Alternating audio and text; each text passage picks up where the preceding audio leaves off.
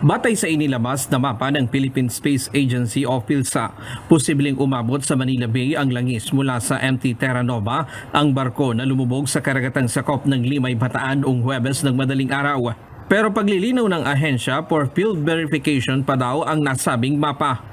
May kargang 1.4 million liters ng industrial fuel oil ang motor tanker na lumubog sa lalim na 33 meters sa layong 3.6 nautical miles ng Lamao Point, Limay, Bataan. Nakikipag-ugnayan na ang Philippine Coast Guard sa mga lokal na pamahalaan na posibleng tamaan kung sakaling tumagas ang kargang langis ng motor tanker. Posibleng maapektuhan nito ang Metro Manila mula Parañaque, Manila hanggang Navotas, Bulacan at Pampanga. Kahapon nakipagpulong na sa Philippine Coast Guard ang salvaging company na inupahan ng kumpanyang nagmamay-ari ng MT Terra Nova.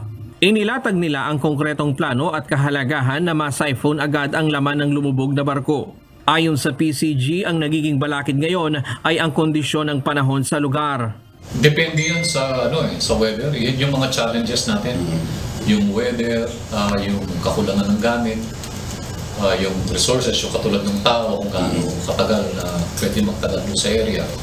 Pero yung mga barko naman natin can withstand this kind of weather. Yung BRP Gabriela Silang tsaka yung Melchora Aquino. Yun lang yung pinaka-challenge natin ito, yung weather. Kahapon nakansila ang aerial at diving inspection sa barko dahil sa sama ng panahon. Ayon sa PCG, susubukin nila itong gawin ngayong araw kung bubuti na ang weather condition sa lugar. Ryan Lacanlale, UNTV News and Rescue. Diyos ang aming sandigan, serbisyo publiko ang aming pinahahalagahan.